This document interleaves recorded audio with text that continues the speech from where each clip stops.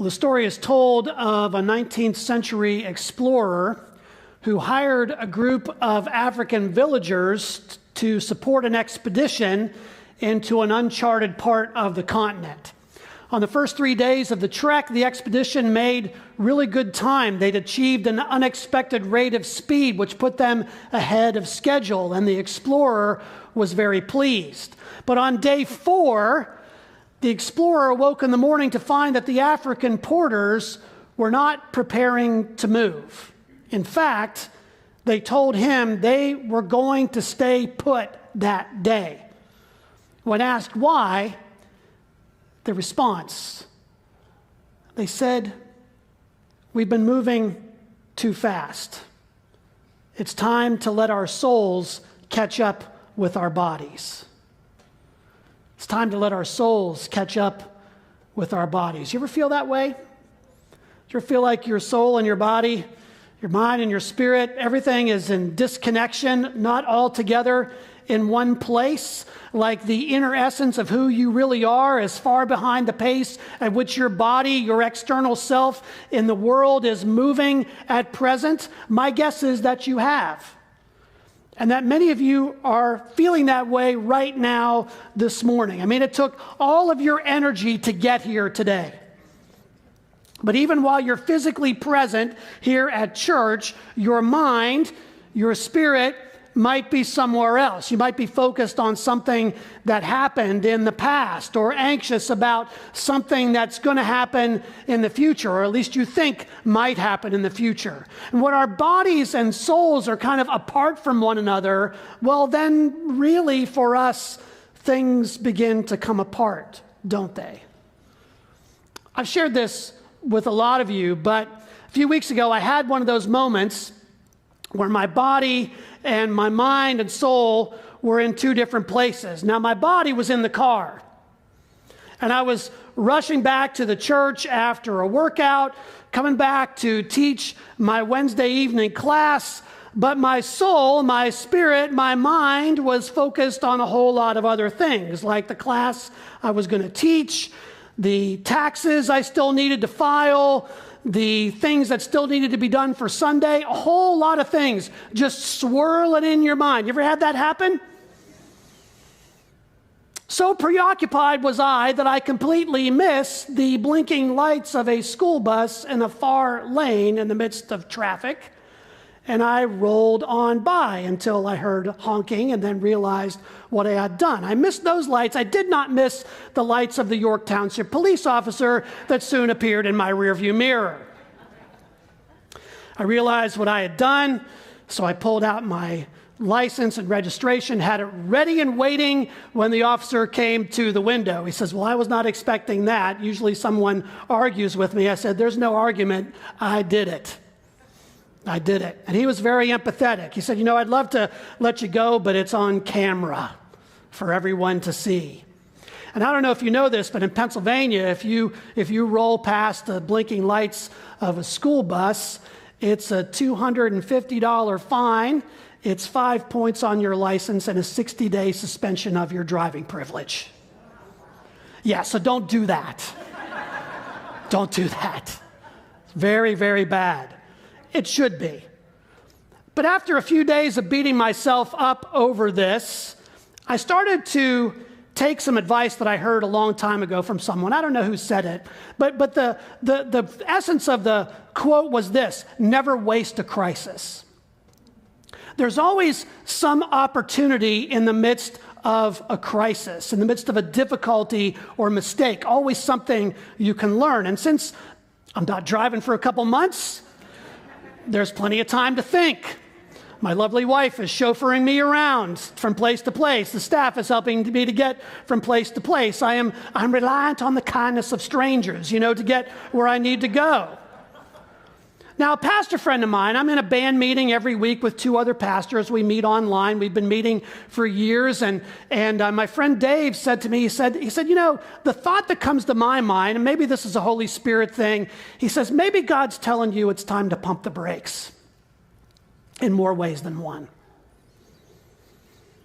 Learn how to let your soul catch up with your body. to learn how to live more sustainably. And when I've shared this with other people, and I've shared it a lot because I think it's important to talk about those kinds of things, I've heard a lot of people say the same thing. You know, sometimes I've been driving and I don't know how I got where I got. Or you know, I just don't feel like I'm where my body is, where my feet are, my mind, my soul is not in the same place. And that seems to be endemic to all of us, especially in a world where we are so frenetic and busy and distracted. I mean, think about it. When you ask someone how they're doing, what's the stock response we give now? It's either fine or I'm really busy. In fact, if someone's not busy, we think there's something wrong with them. Did you ever call up a friend and say, "What are you doing right now?" And they say, "Nothing." I mean, if they did, you'd think they were crazy. Why aren't you doing something? You can't just do nothing. We're in a culture where everybody's got to be doing something. And if we're not doing something, we're on our phones wishing we were doing something or we're somewhere else. We're busy and distracted. I know that's me. And so I decided to use my week of study leave to go to a place where the care of soul and body is the sole focus, and where they can come together in an intentional way. A place away from the hurried pace of the world, where rhythms of solitude and silence and prayer have been carried out for centuries. I went to a monastery. The Abbey of Gethsemani is in central Kentucky. It was established in 1848. But it's grounded in a monastic tradition that actually goes all the way back to about the 3rd century, when small groups of Christians began to withdraw from the world in search of greater communion with God. Through their daily practices of prayer and simplicity and work and hospitality and common life, these communities have long been kind of refuges, of places of learning and refreshment for those who are seeking greater connection with God. Now, the Abbey of Gethsemani is a Trappist Roman Catholic monastery that uses the rule of St. Benedict, which is focused on this rhythm of prayer and work. So 7 times a day, the monks gather for prayer. And their prayer usually involves chanting through the Psalms. They go through all of the Psalms in the course of a week. The first service of the morning, vigils, is at 3:15 in the morning. And they ring the bell. I went once. Actually, it was pretty powerful. They had a dark vigil on Wednesday morning. They did the service in the dark, in the early morning. And while that was going on, there was a lightning storm outside. And to see the lightning flashing through the windows into a dark sanctuary, to realize this is exactly what I was talking about. This calm, this prayer in the midst of the storm. 7 times a day, they gather to pray. And in between, they work. They read and they pray some more. One of the things that they do there for sustaining the monasteries, they have a business that all the monks participate in. And the Gethsemani monks are famous for their fruitcake that they make and ship. Now, historically, nobody likes fruitcake, right? Some people like fruitcake. Some people are weird, but some people like fruitcake. They really, no, I'm kidding. You know, most people don't like fruitcake. So why do they make money selling fruitcake? Well, remember, this is central Kentucky. It's bourbon country. There are distilleries everywhere. So the monks sell bourbon-soaked fruitcake. You can order it for your holiday gathering and make it very joyous. They also sell bourbon-infused fudge. I brought some back for the staff. We had it at staff meeting on Wednesday. And let's just say staff meeting was more jovial even than usual. It was interesting. But one of the big things these monks also do is they host people on retreat. You can go there for retreat for a week or for a weekend. You pay whatever you feel like you want to pay. It's by donation. But the week is spent in silence. Silence during meals, silence during the whole event. And you get to walk the grounds of the Abbey. You stay there at the Abbey and in the dorm, and you generally let your soul catch up with your body. So I wanted to spend some time listening to God, to think and to pray, and to develop some new rhythms for this stage in life, to do some reading. I read 6 books while I was there, reading some of the wisdom of monks who had spent a lifetime cultivating this connection between the body and the soul. One of those monks was Thomas Merton, who's also known as Father Lewis, who was a brother at the Abbey from 1941 to 1968. He's actually buried in the cemetery outside the Abbey Church. I was exposed to some of Merton's writing when I was doing my doctoral work at Asbury Seminary, which is also in central Kentucky, but with a lot less bourbon. Now, Merton wrote extensively on the contemplative life, which he defined as the highest expression of a man's intellectual and spiritual life. It is that life itself, fully awake, fully active, fully aware that it is alive. That sounds so great, doesn't it? To live life fully awake to where you are in the moment. Merton says this is the discovery of our true selves, the discovery of the person who God made us to be. It's an echo of what the Apostle Paul says in Galatians 2, when he says, I have been crucified with Christ, and I no longer live, but Christ lives in me. The life I now live in the body, I live by faith in the Son of God, who loved me and gave himself for me. That's an integrated life. Soul and body together, fully focused on living in Christ and for Christ. So if we're made to live that way, why is it so difficult for us?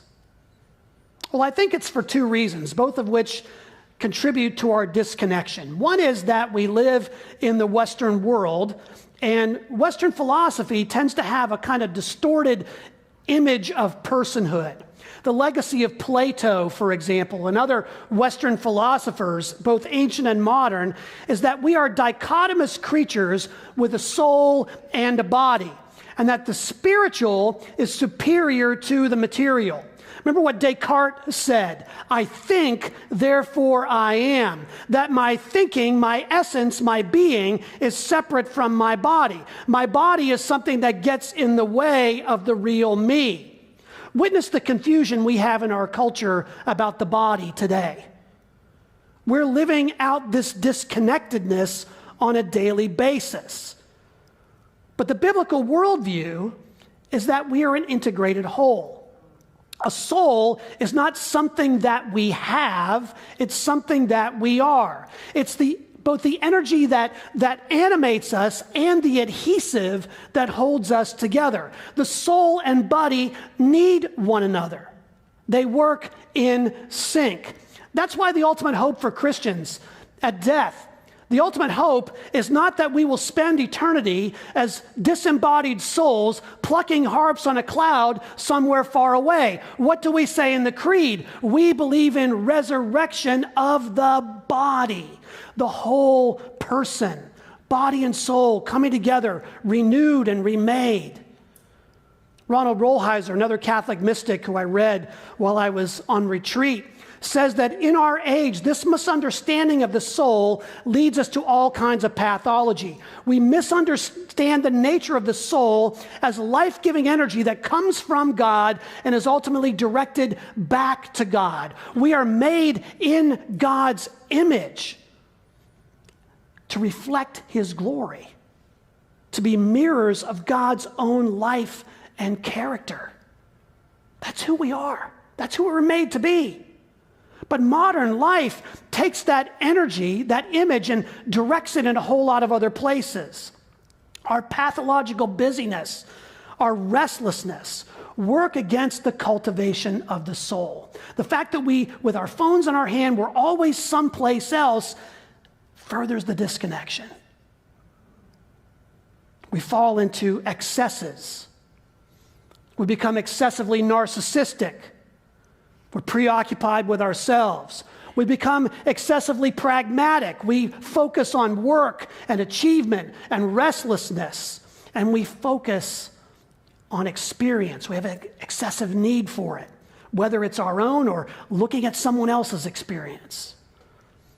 As Rolheiser puts it succinctly, we are distracting ourselves into spiritual oblivion because we're not living these integrated lives. Thomas Merton takes that a step further and says that what that misdirected energy results in is the creation of a false self, which emerges out of our fallen nature and original sin. To say that I was born in sin is to say that I came into the world with a false self, wrote Merton. I was born in a mask. I came into existence under a sign of contradiction, being someone that I was never intended to be, and therefore a denial of what I'm supposed to be. Every one of us is shadowed by an illusory person, a false self. This is the person I want myself to be, but who cannot exist because God doesn't know anything about him. And to be unknown of God is altogether too much privacy. My false and private self is the one who wants to exist outside of the reach of God's will and God's love, outside of reality and outside of life. And such a self cannot help but be an illusion. A life devoted to the cult of this shadow is what is called a life of sin. We live outside of ourselves. Now, I don't know if that resonates with you, but that hit me like a ton of bricks when I read it. How much of our energy in life, our souls and our bodies, is directed toward propping up the false self that we present to the world? I mean, if my sense of self is grounded in success and wealth and family and sex and recognition or a host of any other things, then my energy and my very soul will be captured by those things, and I will run after them to the point at which my soul and body become disconnected to the very thing that gives me life. I will run farther away from God and the person God made me to be. And that's the essence of sin. You know, one of the things I came to realize as I was journaling there in the monastery is that most of the things that I worry about, that I'm concerned about, that I desire, that distract me, that keep me from focusing on the present, are things that feed and clothe the false self. All sin, says Merton, starts from the assumption that my false self, the self that exists only in my egocentric desires, is the fundamental reality around which everything else revolves.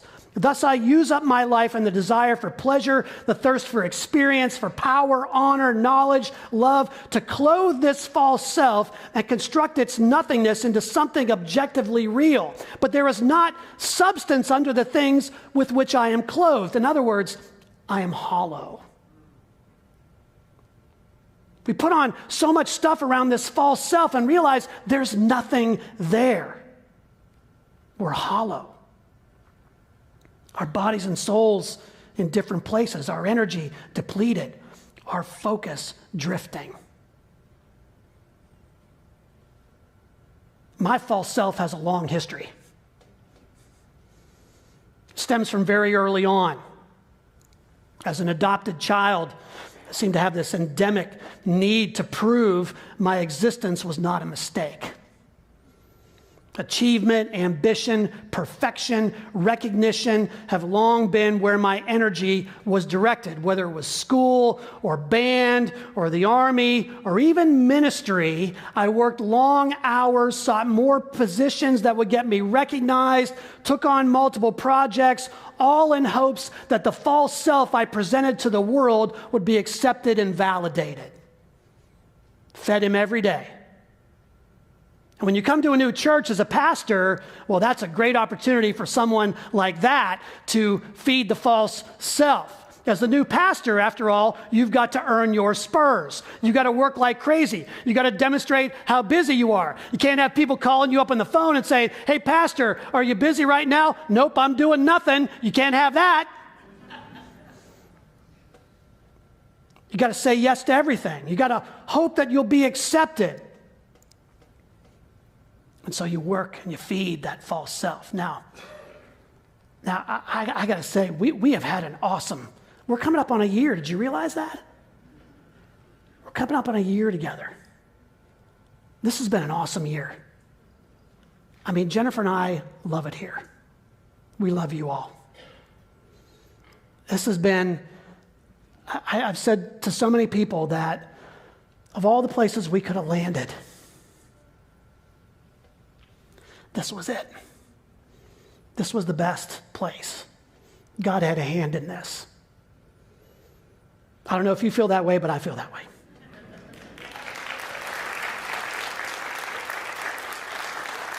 And you have been gracious, you've been wonderful, but I got to confess that sometimes my excessive work has been the result of feeding the false self, because that's a long-standing pattern. So maybe the best thing that happened to me in the midst of all that swirl was getting pulled over and being grounded for a while. Because I had to stop long enough to realize that all this striving and worrying and anxiety and pressure and focusing on the past or the future is not what God intends for me. Now, I don't know what your false self is after. Maybe different than my stuff. But whatever it is, that's not what God intends for you either. We're not made to be overly busy and distracted. Do you know who the most busy person in the Bible is? It's Satan. Don't believe me? Go to the first chapter of Job. Satan and God are in a conversation. God says to Satan, hey, where have you been? Listen to what Satan says. He says, I've been going to and fro on the earth, walking up and down on it. He's everywhere. Peter says that Satan prowls around like a roaring lion. He's restless, always hungry. Contrast that to the character of Jesus. He's never in a hurry. Satan tempts Jesus with the ambitions of the false self out there in the desert. Hey, you could be famous. Hey, you can have all this power. Hey, you can be who everybody wants you to be. And Jesus says, no, thanks. I got it. He's at rest. The crowds want to make him their king by force, their kind of king. But in the midst of all that popularity, he walks away and goes off by himself in solitude and silence. On a boat in the middle of a raging storm, Jesus takes a nap while his disciples are panicking. When his disciples are clamoring for position, arguing about who is the greatest, wanting to look ahead to a future where their ambitions of their false selves can be realized, Jesus takes a little child and puts the child in front of them. Now, one of the things we know about children is that they always live in the present. They're not worried about 10 years from now. They're not worried about 10 minutes from now. They don't remember what happened 10 minutes ago. They're present. Jesus takes a little child, places it in front of them and says, unless you become like this child, you can't understand my kingdom. The passage that Kim read for us, what does Jesus say? He's praying to God and he says, I thank you, you've revealed these secrets to infants, to children. Because unless we become like them, unless we're fully present, we miss the lesson. We miss what Jesus is really about. Because Jesus doesn't offer us more striving, more anxiety, a longer to-do list, more to worry about. He doesn't feed our false selves. He simply wants us. Come to me, he says, all you who are weary and burdened, and I will give you rest. Take my yoke upon you and learn from me, for I am gentle and humble in heart, and you will find rest. There it is again, rest for your souls. For my yoke is easy and my burden is light. Jesus offers us a soul at rest. To learn from him, to follow his non-anxious, integrated way of life. Jesus doesn't promise us that there won't be burdens. I mean, the very image of a yoke is that there's a burden. That's the kind of thing you put on two oxen so they can pull a cart together. But Jesus says, take my yoke upon you. I'll take most of the load. Just walk beside me. I'm giving you equipment to deal with the burdens of life, because the yoke that he carries is light. He wants to show us a new way to be human, his way. And that, says Merton, is salvation. We think of salvation as a ticket to heaven at death or a shift in ethical behavior. But what we're talking about here is salvation of the whole person. John Wesley calls this being saved to the uttermost. This is like our whole selves being saved. That our true self is being drawn up from the deep like a buried jewel at the bottom of the sea. It's the movement from the restless pursuit of self to the pursuit of resting in him. As Thomas Merton put it, we discover ourselves, our true selves, in discovering him. That discovery requires us to pursue life in a very different rhythm.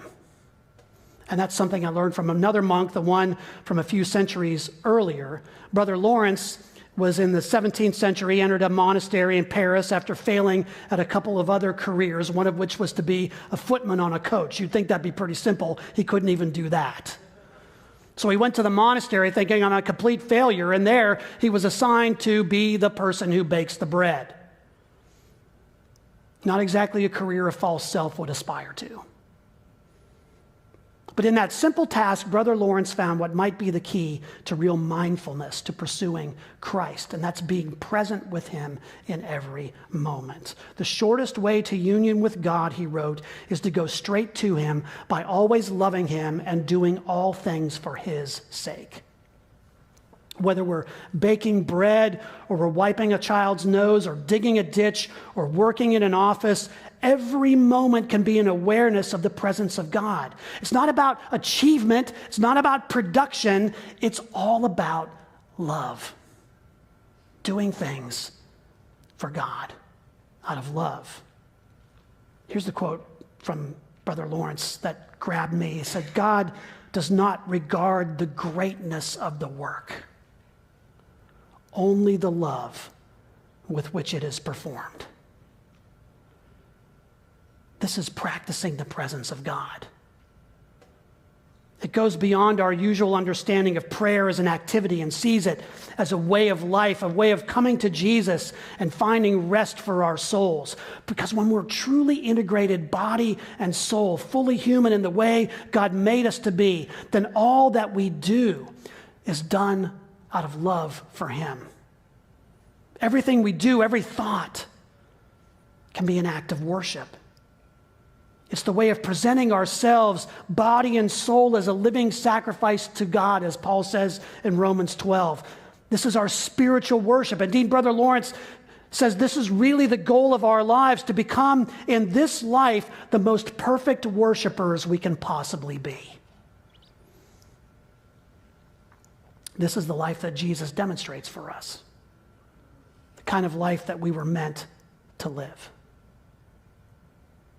Now, next week in part 2, cliffhanger, we're going to look a little closer at how we can cultivate this kind of life. The life of practicing the presence of God. But for now, I want to leave you with a couple things to think over and pray about, to maybe take some time this week to consider. What's the false self that you tend to present to the world? Who is that person you tend to feed with your anxiety and worry, your desire? How do those anxieties feed that false self? And then to consider, what would it be like if you could really find the rest for your soul that Jesus offers? What would it be like to be fully present in every moment with him. I want to invite you to take some time to let your soul catch up with your body. Find a quiet place. Make it your own mini monastery. Have some fruitcake if you want. But go with the intention of meeting Jesus there. Just to listen. To wrestle with these questions and to let him speak into that quiet and hear his invitation to real salvation. This is a great place to start. I want to close with a prayer that Brother Lawrence prayed at the beginning of each day. This is a great prayer. May it be our prayer too. Oh my God, you are with me, and I must now, in obedience to your commands, apply my mind to do these outward things. I therefore implore you to grant me the grace to continue in your presence. To this end, please prosper me with your assistance. Please accept all my works and possess all my affections. Lord God, may it be so with us. We don't want to be disconnected anymore. Draw us together. Make us yours. Help us to discover real salvation here. To be yours, body and soul.